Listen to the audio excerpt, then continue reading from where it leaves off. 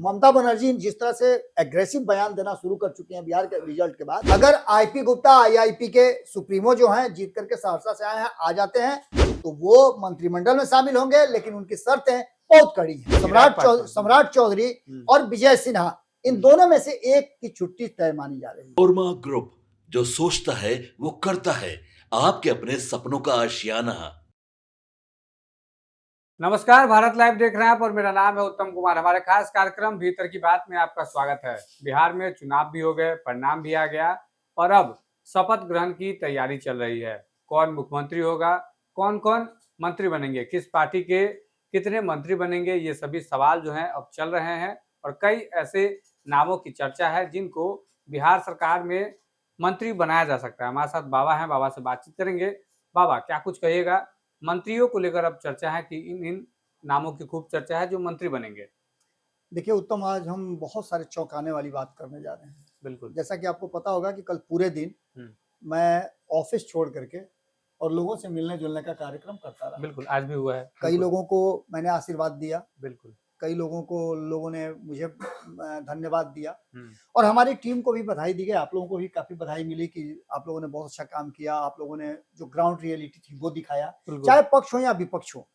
आपको ये मालूम होगा कि भले ही 25 जीत करके आए हों, लेकिन उसमें से अधिकांश लोगों के साथ हमारी जो बातचीत हुई, उनमें से लोगों ने कहा कि नहीं, आपने एकदम बिल्कुल जो दिखाया वो नजर आया। भले ही हम जो भी कह रहे हो या हमारी जो भी हमारा डिमांड हो या जो भी हम सोच समझ रहे हैं, लेकिन आप लोगों ने ये बात बहुत स्पष्ट तरीके से बताया था कि हमें और कुछ सुधार करने की जरूरत है। बिल्कुल। यहाँ तक कि प्रशांत किशोर की टीम ने भी इस बात को लेकर के अप्रिशिएट किया, हमारे काम को अप्रिशिएट किया गया, क्योंकि हमने ग्राउंड लेवल पे जाकर के हमने चीजों को, तथ्यों को दिखाया था।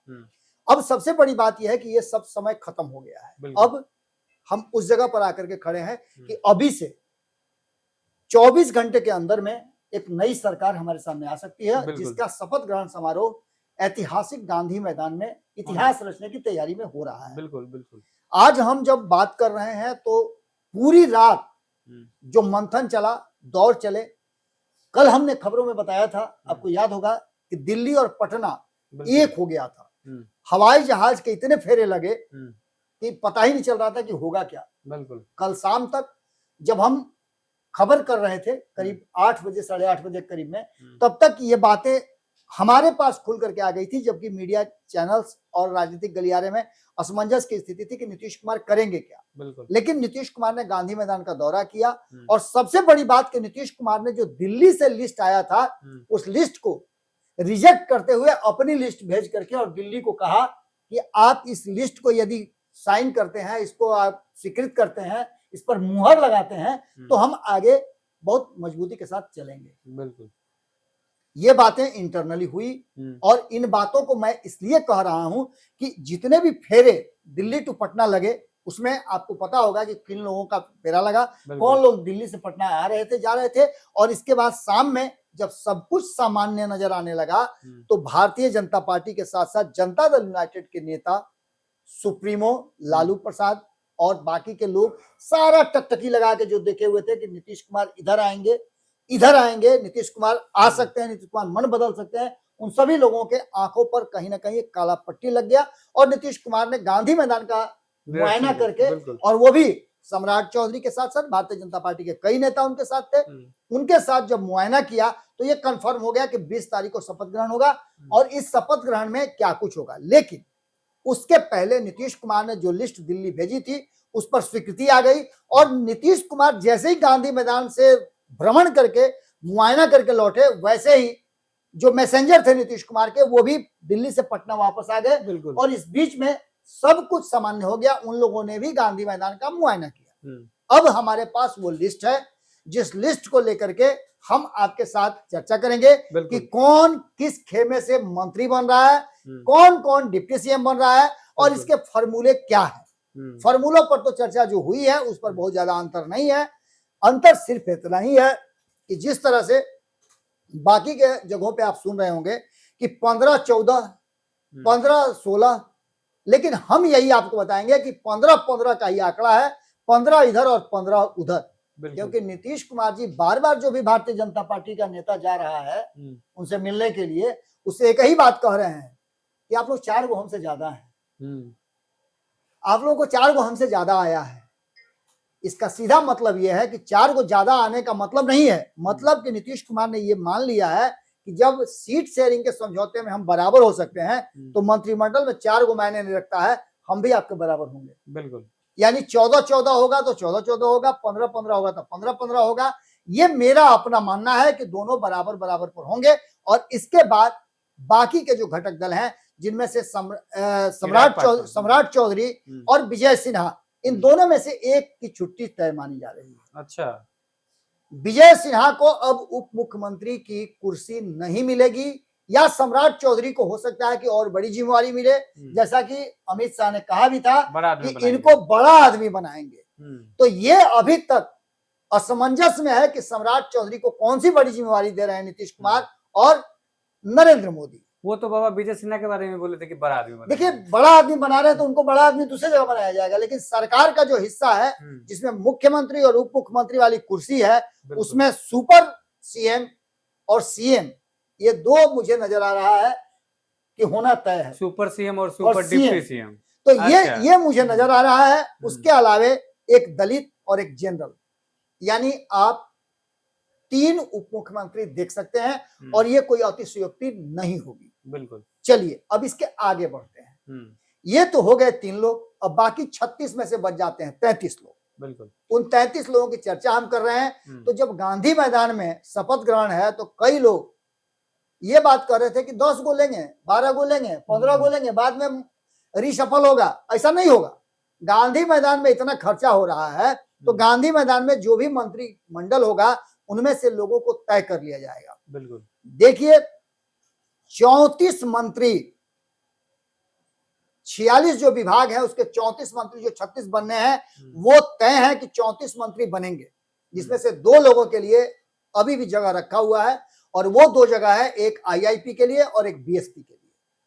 अगर आईपी गुप्ता आईआईपी के सुप्रीमो जो हैं, जीत करके सहरसा से आए हैं, आ जाते हैं तो वो मंत्रिमंडल में शामिल होंगे, लेकिन उनकी शर्तें बहुत कड़ी हैं। उनकी शर्तें ये हैं कि वो आरक्षण के बिना किसी भी तरह से कहीं भी जाने आने वाले नहीं है, निगोशिएशन नहीं करेंगे। मेरी बातचीत भी जो उनसे हुई है, उन्होंने स्पष्ट किया है कि वो पहले उनका आरक्षण, उसके बाद उनकी कोई शर्त नहीं है। आपको जो देना है दीजिए या न दीजिए, सबसे पहले उनका आरक्षण दीजिए। बिल्कुल। और इसके लिए वो पूरी तरह से डिटरमाइन है, इसके अलावे वो कुछ नहीं करेंगे। जो मेरी बातचीत हुई है, आप लोगों ने तस्वीरों में देखा भी होगा कि मैंने उनसे मुलाकात जब की, आशीर्वाद जब उनको दिया, जीत की बधाई दी, तो उन्होंने स्पष्ट किया कि वो आरक्षण की लड़ाई लड़ रहे हैं और अपने लोगों को आरक्षण लौटा करके ही वो दम लेंगे, जिसकी शुरुआत उन्होंने कर दी है। उन्होंने तो यहां तक कहा कि मैं तो अभी भी नहीं समझ रहा हूं कि मैं विधायक बन गया हूं। हाँ। मैं अभी भी उस आंदोलन का हिस्सा हूं, हाँ को रथपान ही मैं कर रहा हूं और उसी रास्ते पर आगे चल रहा हूं। खैर, ये यहां बात आ गई। अब हम आगे बढ़ते हैं। तो नीतीश कुमार चूंकि अपने लोगों को तरजीह देते हैं और वो बड़ी सेलेक्टिव है अपने लोगों के प्रति, उस सिलेक्शन में से कुछ नाम नए हो सकते हैं, कुछ पुराने नाम हो सकते हैं। कुछ नए लड़के जीत करके आए हैं, जिसकी चर्चा खूब हो रही है। उसको लेकर के कहीं ना कहीं नीतीश कुमार फैसला ले सकते हैं, लेकिन विजय चौधरी कंफर्म है कि वो नीतीश कुमार के मंत्रिमंडल में शामिल हो रहे हैं। अब यहां पर एक बात बहुत इंपॉर्टेंट मैं बता दूं आपको, जो कि खबरों में भी आपने देखा होगा भारत लाइव में, कि डिप्टी सीएम और स्पीकर का पद जो है वो विधानसभा में भारतीय जनता पार्टी ने अपने हाथ में ले लिया है। नीतीश कुमार ने स्वेच्छा से दे दी है। पहले भी आपको याद होगा कि विधान परिषद और विधानसभा दोनों जगह नीतीश कुमार ने स्वेच्छा से बिल्कुल स्पीकर का पद, सभापति का पद दे दिया था। अब विजय चौधरी के अलावा विजेंद्र यादव, जो कि बहुत बड़े धड़े हैं नीतीश कुमार के, उनको श्रवण कुमार निश्चित रूप से उनके मंत्रिमंडल का हिस्सा होंगे, लेसी सिंह निश्चित रूप से होंगी। इसके अलावा सुनील कुमार उनके मंत्रिमंडल का हिस्सा होंगे, उनके सेनापति में शामिल होंगे। जयंत राज को शामिल किया जाएगा क्योंकि उनका समीकरण आता है उस जुड़ाव से। बिल्कुल। इसके बाद बुलो मंडल को, चूंकि आपको पता है कि इस बार जो समीकरण बना है कुर्मी और कुशवाहा का, उस समीकरण में से ये भी आते हैं बुलो मंडल। इनको भी, महेश्वर हजारी को भी इस बार मौका मिलेगा, दलित समाज से आते हैं। इसके अलावा लेसी सिंह का तो मैंने बताया ही, संतोष निराला और शीला मंडल, ये भी हो सकती हैं। बिल्कुल। एक चेहरा जो कि युवा चेहरा है, उस चेहरे पर कहीं ना कहीं नीतीश कुमार भरोसा कर सकते हैं। और ये कम से कम 2 ऐसे चेहरे हैं जिसमें से एक जो चेहरा है वो सिकटा से जीत करके आए हैं, उनके बारे में भी कहा जा रहा है कि वो मंत्रिमंडल का हिस्सा हो सकते हैं। यानी कि सीधी तौर पे आप देख लीजिए, इसमें से कुछ नाम और जोड़े जा सकते हैं जो हमारे पास सूचना है, उस सूचना के आधार पर मैंने बताया। इसके अलावा और 2 नामों पर चर्चा हो रही है, जिसमें कहा यह जा रहा है कि एक जो है वो मंत्रिमंडल में शामिल होने के लिए चेतन आनंद का भी नाम जोड़ा जा रहा था, लेकिन संभावनाएं कम नजर आती हैं। चेतन आनंद की जगह पर किसी और राजपूत समाज से जोड़ करके दिया जा सकता है। हालांकि युवा चेहरों की अगर बात होगी तो उसमें चेतन आनंद का भी नाम सामने आ सकता है। बिल्कुल। बात हम करें भारतीय जनता पार्टी की, तो भारतीय जनता पार्टी में भी लगभग प्लान सब सेट है। विजय सिन्हा को अगर हटा दीजिए तो सम्राट चौधरी निश्चित रूप से नजर आ रहे हैं। प्रेम कुमार पर विशेष रूप से प्रेम कुमार को लेकर के कहा यह जा रहा है कि प्रेम कुमार को विधानसभा का अध्यक्ष बनाया जा सकता है। अगर इनको नहीं बनाया गया तो किसी और नेता को बनाने की बात चल रही है, जिसमें रामकृपाल यादव का भी नाम चल रहा है। तो इन दोनों में से एक मंत्रिमंडल में और एक विधानसभा का अध्यक्ष बन सकता है।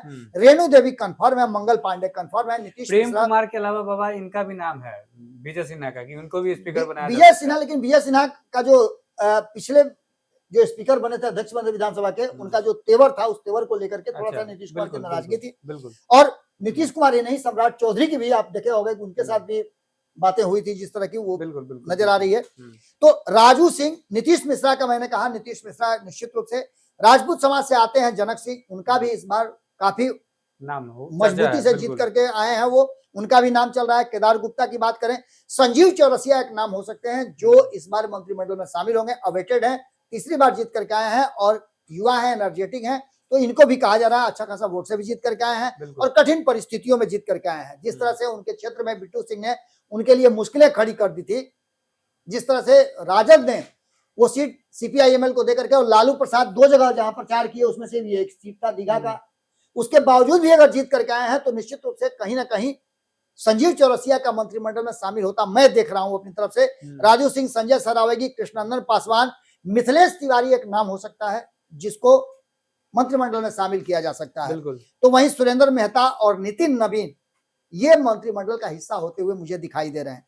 इसमें महिलाओं की संख्या बढ़ सकती है और कुछ युवा चेहरे भी शामिल किए जा सकते हैं। इसीलिए मैंने कुछ नाम को इसमें अलग रखा है। उसकी भी जैसे ही हमारे पास सूचना आएगी हम आपके सामने हाजिर हो जाएंगे। बाकी स्नेहलता या माधव आनंद, अगर नीतीश कुमार ने चाहा तो माधव आनंद, अगर उपेंद्र कुशवाहा ने चाहा तो स्नेहलता को मैं देख रहा हूं कि आरएलएम की तरफ से वो मंत्रिमंडल में शामिल होती हुई दिखाई दे रही है। दूसरी तरफ हिंदुस्तानी आवाम पार्टी में कंफर्म है कि संतोष सुमन होंगे। अगर वो किसी कारणवश नहीं होते हैं या फिर जीतन राम मांझी से कोई भितरिया बात हो गई होगी कि नहीं भाई हमारे परिवार से एक एक दोनों को दे दीजिए, तो एक दीपा मांझी की संभावना बढ़ रही है। देखते हैं कि संतोष सुमन या दीपा मांझी कौन आगे बढ़ती है, लेकिन संतोष सुमन पर लगभग फाइनल है। इसके बाद बता रहे हैं आपको कि जो लोक जनशक्ति पार्टी है, लोक जनशक्ति पार्टी से एक उप मुख्यमंत्री का चेहरा मुझे नजर आ रहा है। उप मुख्यमंत्री उनके तरफ से बनाते हुए नजर आ रहे हैं अरुण भारती को। जैसा कि मुझे लग रहा है कि अरुण भारती इसका हिस्सा हो सकते हैं। उनको या तो एमएलसी बना करके उनको रखा जाएगा या फिर और किसी तरीके से उनको बिहार में दिया जाएगा। मतलब उनकी बात चल रही है कि डिप्टी सीएम निश्चित रूप से डिप्टी सीएम की बात चर्चा चल रही है। संजय पासवान निश्चित रूप से नजर आ रहे हैं। संजय पासवान के जगह पर एक विष्णुदेव पासवान है। इन दोनों में से एक को मैं देख रहा हूं कि संजय पासवान ज्यादा एज में है। एक युवा की बात होगी तो विष्णुदेव पासवान नजर आ रहे हैं। राजू तिवारी कंफर्म नजर आ रहे हैं और संजय सिंह और राजीव रंजन सिंह, सोनू सिंह राजपूत चेहरे में से दोनों में से एक नजर आ रहे हैं। और इन दोनों में से एक चेहरा जो मुझे नजर आ रहा है कि ये मंत्रिमंडल का हिस्सा हो सकते हैं। हालांकि इसमें एक और बात मैं कहूं, चूंकि 3 ही इनके तरफ से मंत्री बनना है तो एक इसमें से किसी का कट करके महिला को बनाया जा सकता है, ये भी बात चल रही है। लेकिन देखना ये होगा कि महिला कौन ज्यादा सशक्त है, कौन ज्यादा मजबूत है, इसकी भी चर्चा चल रही है। अब इन सारी बातों को लेकर के जो मंत्रिमंडल का लिस्ट हमारे पास आया, रातों रातों नीतीश कुमार ने जो लिस्ट दिल्ली से आई थी मंत्रिमंडल की उसको पलटा है और एक नए समीकरण के साथ कुर्मी, कुशवाहा, यादव, एक नाम मुझे और नजर आ रहा है जो यादव समाज से आते हैं, लंबे समय से उन्होंने इस बार यादवों को इन्फ्लुएंस भी किया है। और मैं आपको बता दूं कि याद होगा आपको, श्री कृष्ण परिषद जो गठन हुआ था उसको गठन करने वाले नवल किशोर यादव थे, जिसका काफी इंपैक्ट हुआ है और यादवों ने भारतीय जनता पार्टी और जदयू पे भरोसा किया है। नवल किशोर यादव को मैं देख रहा हूं कि वो एमएलसी हैं और वो मंत्रिमंडल का हिस्सा बनते हुए मुझे दिखाई दे रहे हैं। नीतीश कुमार क्या फैसला लेते हैं, क्योंकि नवल किशोर यादव पर पूरी तरह से इस बार मंत्रिमंडल में शामिल होने का कहीं ना कहीं एक दबाव भारतीय जनता पार्टी पर होगा और इसको लेकर के नीतीश कुमार ने जो लिस्ट वापस भेजी और फिर से नई लिस्ट जो स्वीकृत किया है, उस लिस्ट में नवल किशोर यादव का भी नाम भी मुझे नजर आ रहा है। अब देखना होगा कि क्या कुछ निकल के सामने आता है। रामकृपाल यादव का नाम चल रहा है कि नहीं बाबा? बिल्कुल ना, मैंने कहा ना कि रामकृपाल यादव को, यादवों की जो संख्या इस बार बढ़ी है उसमें रामकृपाल यादव का नाम तो मैंने पहले लिया था। विधानसभा अध्यक्ष उनको बनाया जा सकता है या फिर और किसी रोल में दिया जा सकता है, लेकिन नवल किशोर यादव उनसे ज्यादा थोड़ा सा एज में नजर आ रहे हैं मुझे। चलिए बाबा, और सवाल एक दो आखिरी रहेगा। पहला सवाल ये रहेगा कि कितने डिप्टी सीएम बनाए जा सकते हैं नए मंत्रिमंडल? मैं 3 डिप्टी सीएम देख रहा हूं। एक अगर सम्राट चौधरी हैं तो निश्चित रूप से 2 ओबीसी उधर भी इधर भी हो जाएंगे, एक ईबीसी से मैं देख रहा हूं। इसमें एक नाम और जोड़ लीजिए आप, हरीश सहनी को मैं डिप्टी सीएम के रूप में देख रहा था, लेकिन अगर हरीश सहनी डिप्टी सीएम नहीं होते हैं तो हरीश सहनी मंत्रिमंडल में निश्चित रूप से नजर आ रहे हैं। बिल्कुल। मैंने हरीश सहनी का नाम इसीलिए नहीं लिया था, मैंने ईबीसी का नाम सिर्फ दिया था। ईबीसी से एक होंगे और निश्चित रूप से वो डिप्टी सीएम जो होंगे वो बीजेपी से ही होंगे। एक मैं देख रहा हूं कि दलित, एक जनरल। तो ऐसी स्थिति में ये यहां आकर के पूरा पेंच फंसा हुआ है कि 3 होंगे, 4 होंगे, क्या होंगे, जातीय समीकरण बैठाने के लिए और इस प्रचंड बहुमत को लेकर के निश्चित रूप से उत्साहित है। तो भारतीय जनता पार्टी के तरफ से 3 हो सकते हैं और 2 हो सकते हैं और एक जो है एलजेपी से और एक जदयू से बनाया जा सकते हैं डिप्टी सीएम। 3 की जगह पर 4 भी डिप्टी सीएम हो सकते हैं। ये अब तक मुझे जो लग रहा है, 4 होने पे बाबा आलोचना नहीं हो जाएगा? कोई आलोचना की जरूरत नहीं है। इसमें कोई आलोचना, जातीय समीकरण बनाने के लिए और नीतीश कुमार को और ज्यादा बूस्टर मिले और बूस्ट हो उनका, चारों कोना से नीतीश कुमार मजबूत रहे, इसको लेकर के चारों पिलर टाइट करके रखा जाएगा, 4 स्तंभ दिया जाएगा। इसमें कौन बड़ी बात है।